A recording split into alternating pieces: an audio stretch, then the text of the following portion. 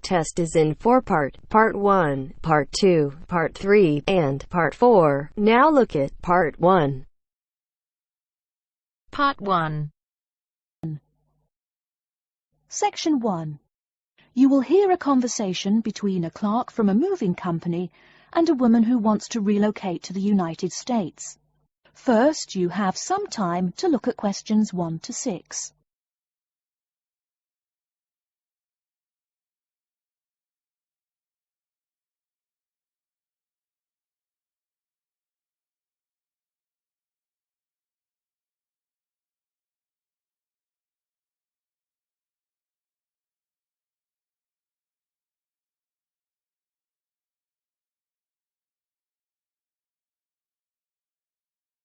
Listen carefully and answer questions 1 to 6. Good morning, ma'am, and welcome to Australia's Moving Experience. How can I help you? Well, I hope you can help me. I'm so up in the air right now. Just calm down now. Let me guess. You're moving and it has you a little confused. That's it exactly. You see, I'm relocating to the United States next month, and I'm having a hard time getting organised. Here, fill out your name and address and let me ask you a few questions. Oh, what should I call you? My name is Jane Bond. OK, Jane, first of all, what's your work phone number? In case I have any questions about things. My work phone is 9463 550. But please try not to call me too often there. My boss hates personal calls. So does mine, ma'am. So does mine. And what address should we ship your things to? My new company is letting me stay temporarily at 509 Clark House. That's CLARK. 1137 University Drive in Seattle. Seattle? Beautiful city, I hear. Mountains right beside the ocean almost. Cooler than Australia, too. OK, and when should we come pack your things? I guess that would be on Monday, March 11th. Do you want any help with an after-packing clean-up? We do that for a small additional charge. Yes, that would be helpful. I promised the landlord I'd give her the keys back by 5 p.m. on Thursday the 14th. Great. We'll just schedule the clean-up for that day. That way, the place will smell clean and there'll be no dust. Well, you do think of everything.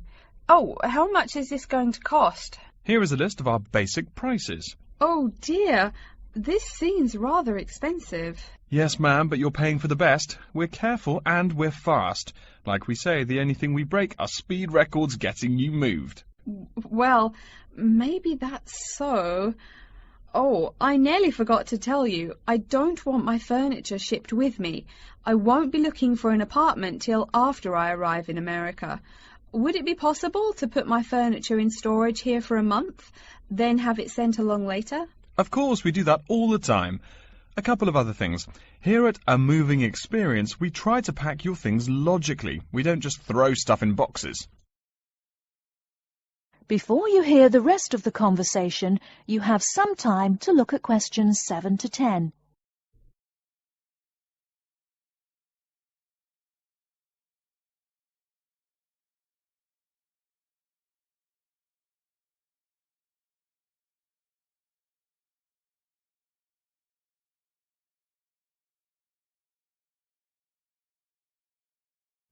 Now listen and answer questions 7 to 10. Do you have any special requests? You know, things you want packed in some special place, so you know where to find them. Like what? Oh, I don't know. Things like dishes, maybe. Not to be rude, but you look like a lady who likes to eat.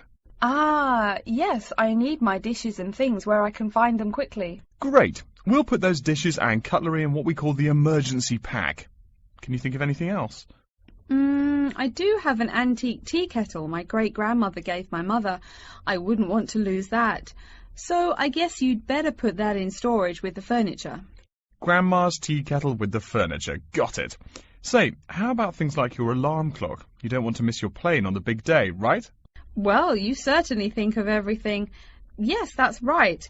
I'll also need my alarm clock where I can find it. Fine, we'll put that in your personal package. And of course, we'll give you a list of where we pack everything. So all you'll have to do on Thursday the 14th is grab your luggage on your way out the door. I couldn't help noticing the new CD player you're carrying. Is that a Samsung? Why, yes it is. One of their best. Cost me nearly $100, it did. Do you want to take special care of it? I mean, it's brand new. Take care of it, but nothing special. You can just put it in storage with the furniture. That looks like everything we need here. I guess you're all set.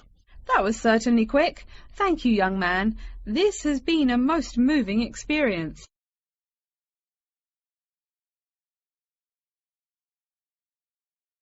That is the end of part 1.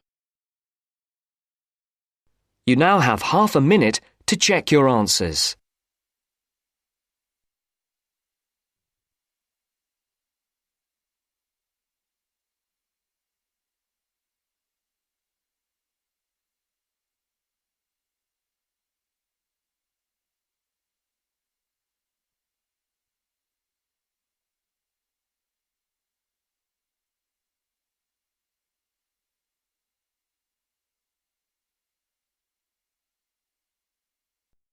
Now turns to part 2. Part 2. You'll hear a talk by a security worker from Sydney Airport who is introducing the day-to-day operations of the Australian Quarantine Service. First, you have some time to look at questions 11 to 17.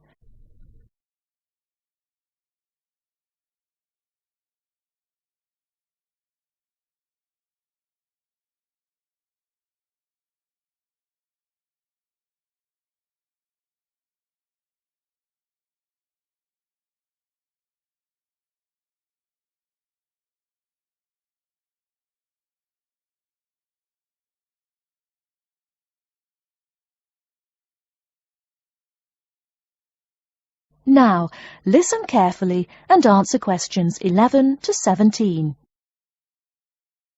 Hi everyone and welcome to Sydney Airport. Today I'll be giving you the inside information on the day-to-day operations of the Australian Quarantine Service here. We hope to provide you with a better understanding of why such heavy security regulations are necessary by educating you on how we operate and why we do the things we do. We're not here to try to persuade you to fly through Sydney Airport, though we hope you'll find your experience relatively stress-free and comfortable. First things first, our personnel. Can anyone guess how many people work at Sydney Airport? We have 200 alone working in Terminal 2. So can you guess how many in the whole airport? I heard someone say 360. That's getting closer. What? Did someone say 2,000? That's way too high. Sydney Airport actually employs 440 people. A lot, right? And about half of those employees work in security-related matters. Moving on to our not-so-human employees, let's come and see our favourite pooch, Milton. Milton is our best drug-sniffing dog on the force. He's friendly to most people. You can even come pet him at the end of our tour. Burnouts, beware though. He'll find everything. Notice that even though there are so many of us around him, Milton stays quite calm. This is the precise reason he was chosen for the job. Dogs that are chosen are not predisposed to sniff out different narcotics. That's something we teach them already. So here's a part of the airport most people never notice, the cargo transport terminal. This is where packages are shipped to and from. Normally, we ship around 4,400 packages per month. In this airport alone, over 52,000 packages were shipped in and out over the past year. We ship to and from 170 different countries. Not bad, eh? Probably it will go up to over 72,000 packages this year. And despite over 100 flights in and out of here daily, the number of lost or delayed packages is impressively low. If you send your package through here, rest assured we'll get it where it's going. Let's move on to the area most of us are familiar with, the passenger terminals. In order to be allowed into this area, you must pass through security with your ticket and, if you're travelling internationally, your passport. If you're travelling domestically, you just need a legal form of ID. If you don't have those, you will not be allowed to pass through security and board your flight. During the security scan, your carry-on items will be checked for dangerous items such as weapons, sharp objects, and liquids that exceed our specified limit. If you attempt to pass any of the prohibited items on this list posted at the entrance, you are still allowed to board the plane, but you'll be given a warning and your item will be confiscated. Don't worry, we will not arrest you for having too much shampoo in your bag or anything like that. We also search your carry-ons and parcels for any perishable items. We prohibit the transportation of local vegetation and prohibit parcels containing any insects in them. You may or may not have learnt about this in biology class, but when some plants are introduced to a new environment, they spread wildly and wipe out the current species around it. It is important to control the introduction of new plants into an ecosystem, so we must prohibit the transport of any fertile seeds.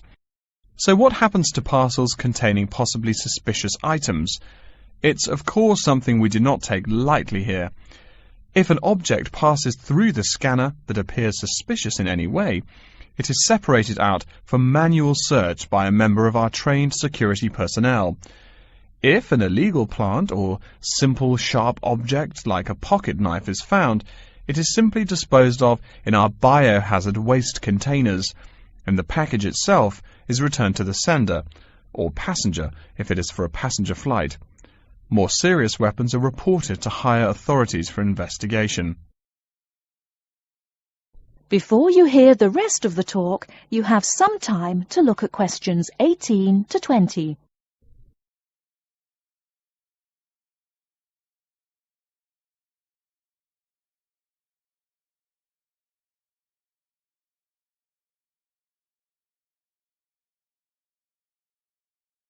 Now listen and answer questions 18 to 20. As far as parcel security, the material of the parcel is important.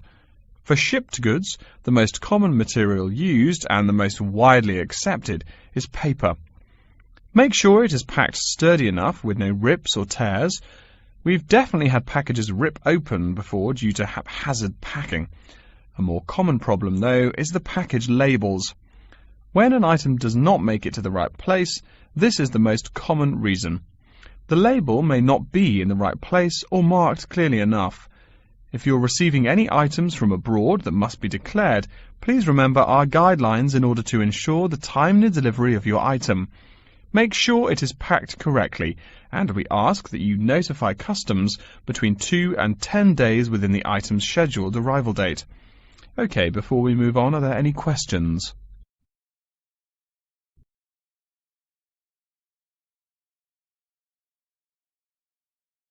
That is the end of part 2.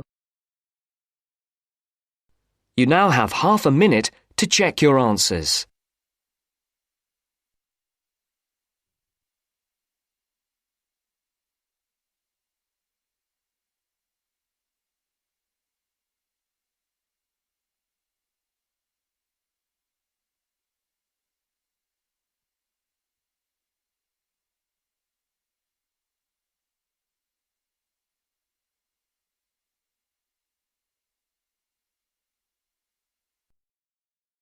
Now turns to part 3. Part 3. You will hear a student called Tina asking Professor Van Diezen for advice on choosing courses. First, you have some time to look at questions 21 to 26.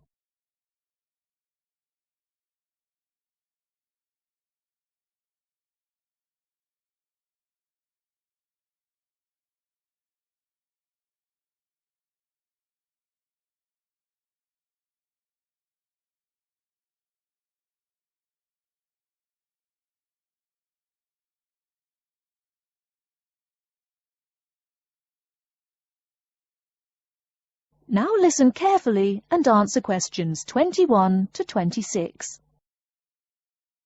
Hello, are you Professor Van Diezen? Yes, I am. And who might you be? Oh, sorry, my name is Tina. I'm a freshman here. They told me I should ask you for advice in choosing courses. Well, that's part of what I'm here for. Please come in and sit down. Now, what are your questions? I almost don't know. Everything is so confusing. Like, what is a specialized course? Oh, easy. A specialized course is one that is compulsory, meaning it's a requirement for your major, and regular, so you can't place out by taking a proficiency exam. That sounds pretty strict. Then what are all these general courses? I seem to have to take so many. Nothing to be alarmed over. These are courses open to all students and not directly related to your major. The university offers these general courses to choose so that you can become more well-rounded individuals. For example, I see you're a microbiology major, so it might be a good idea to take some literature or history courses so that you can know something besides all science. You mean these courses are like for fun? That might be one way to look at it, but don't tell the literature professor such a thing. Think of a general course as the opposite of a specified course. A specified course is one that pertains directly to your major. So, can I take any microbiology course I want? Let's see. Oh, those courses used to be open to microbiology students only. The good thing is now it's open to students on a flexible schedule, so it's not only for full-time students. So the answer is yes, if you have the instructor's permission. May I ask you why you chose microbiology? Well, I also like plain old biology too. You know, full-size animals. I might even become a veterinarian. Could I take some biology classes? Well, they are open to full-time students only, which I believe is what you are. I don't know how a freshman would get along with microbiology, though. I mean, most of the students presently looking into it are from off-campus. Off-campus? Yes, you know, people who use it in their work at hospitals, laboratories, even a police detective. Why did you choose microbiology, if I may ask? I don't think you quite answered that. Well, eventually I want to be a doctor. At least my dad tells me so. If I may say so, young lady, you seem a little uncertain. Still, I think that might be a good idea for a career. Of course, if you're thinking about being either a doctor or a vet, you should take some medical science classes before you even think of applying to med school. Great! What should I take? There is one small problem. The new medical sciences building is under construction, so there are no experimental facilities available until next year. I'm afraid you'll have to wait, but don't forget to take those courses at the first opportunity. Oh, bummer. Is there any other course you'd recommend for someone like me? Well, since you seem to like animals, have you ever thought about looking into environmental science? No, I never really thought about it before. Is it worthwhile? Quite. In fact, it's the fastest-growing subject on this campus. Before you hear the rest of the talk, you have some time to look at questions 27 to 30.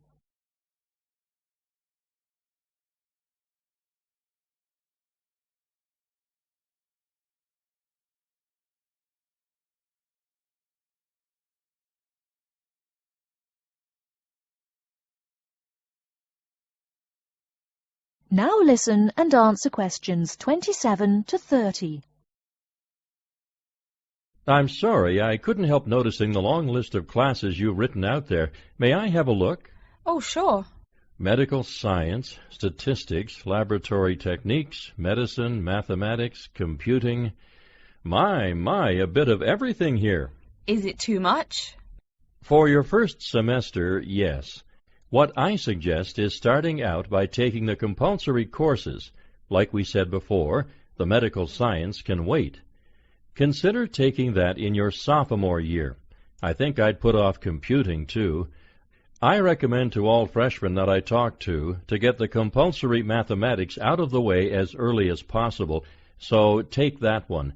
It'll be one less difficult course you have to focus on when the science lab opens next year, and you have to catch up on classes like laboratory techniques. Your major also requires statistics, so you have to balance 2 math classes, and no doubt you should take that. Otherwise, get your required medicine course out of the way by taking something theory-based. Oh, of course, and your environmental science class, if you're interested. The others can wait. though I think computing is definitely a good idea, even though it's not required. I see, too, on your paper there you seem to have had high marks on the entrance exam. Yeah, I guess so. Don't be shy. Have you thought about applying for a scholarship? Do they have any? I mean, my dad is always complaining about how much money it costs him. In your department there are actually 3 full scholarships available. They cover tuition and provide $1,500 cash. $1,500 cash?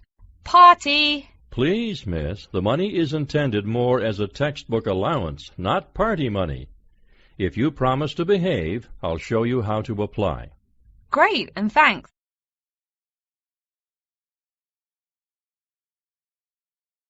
That is the end of part 3. You now have half a minute to check your answers.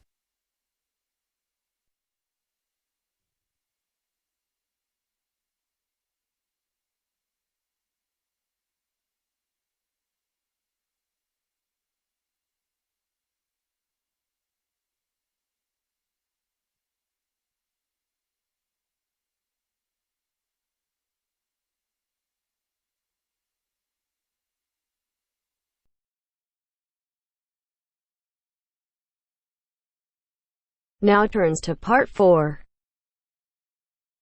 Part 4. You will hear a lecture about Crocodylus niloticus and its living habits. First, you have some time to look at questions 31 to 40.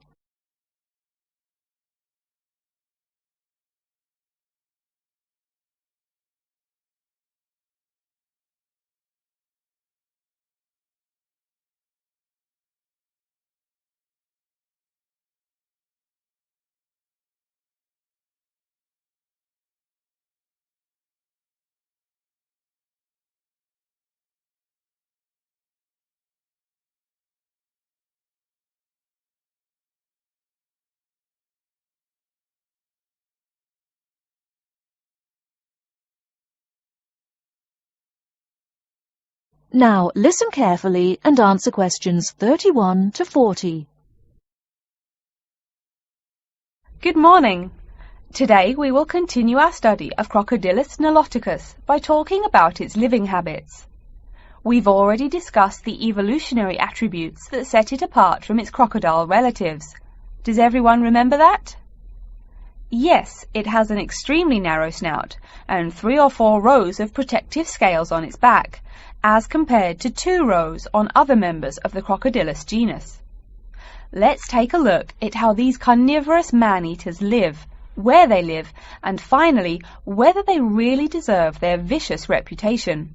To start, I'd like to address a great question posed to me by a student during yesterday's office hours. We talked about the distribution of crocodiles in Africa and saw that they are highly concentrated in the south and west of the continent. This student noticed that on the map displaying the distribution of crocodiles across Africa, there were no crocodiles in the northern region, and found no mention in the literature of the existence of crocodiles in the north of Africa. Why might there be no crocodiles in North Africa? Let's save this question for later in the lecture. To find out more about the social habits of the African crocodile, one researcher named Tara Shine of the University of Ulster in Northern Ireland conducted a survey of the wetlands in Mauritania and received reports of 46 crocodiles living in one group, or float as we say when referring to crocodiles, though the usual number is a little less than half of that. In general, crocodiles are more highly concentrated in wet subtropical environments, near bodies of water and rich vegetation. While South American crocodiles thrive in cool rainforests, the African crocodile is more equipped for heat. Though they can survive at the hot temperatures found in some deserts, they are not equipped to handle dry climates, and thus cannot survive in places like the Sahara Desert of North Africa. As cold-blooded animals, crocodiles' core temperatures fluctuate from their average of 38 degrees Celsius as external conditions change. Thus, they need to avoid extreme temperatures. Others live an underwater life, keeping a body temperature close to that of the water. As their own unique method of regulating their body temperatures, some African crocodiles have made dens by digging holes in the ground to provide themselves with a cool, dark place to retreat from the hot African sun. Speaking of the hot African sun, let's go back to the question asked at the beginning of the lecture. We know that there used to be crocodiles in northern Africa, yet today there are none. What are some possible explanations for this? Some students have suggested that the African crocodile has evolved from a desert creature into a wetland creature, thus causing them to migrate south for more appropriate conditions. Others presume that the crocodile was hunted out of northern Africa by a fiercer predator. While these are intelligent guesses, the real story is a little bit different.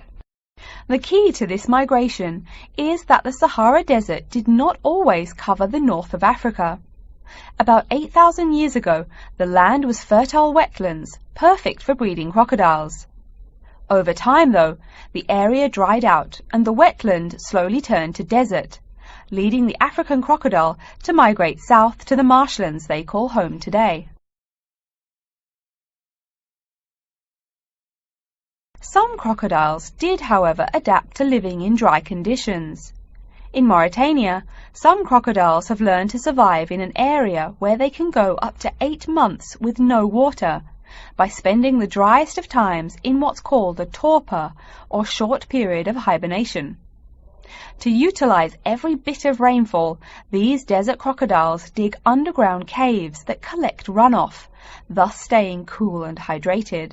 During the mating period in November and December, males attract females to their viciously protected territory through a number of behaviors that range from snapping their jaws all the way to sending infrasonic pulses through the water.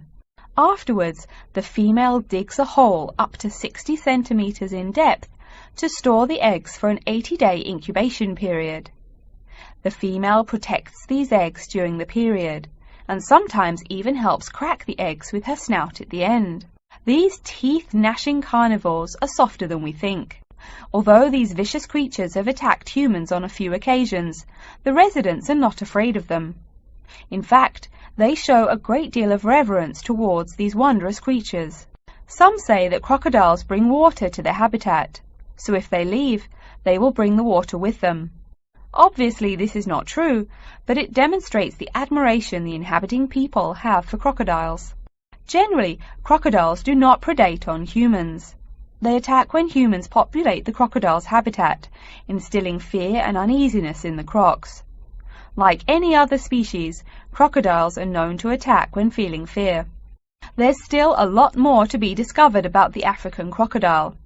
Researchers want to know more about the population size, how many crocodiles inhabit Africa in all, how they form separate floats, etc. There is still also much to learn about migration patterns and relations to other populations of crocodiles now found in other parts of the world. Next time, we'll examine a few specific case studies of crocodile populations in southern Africa.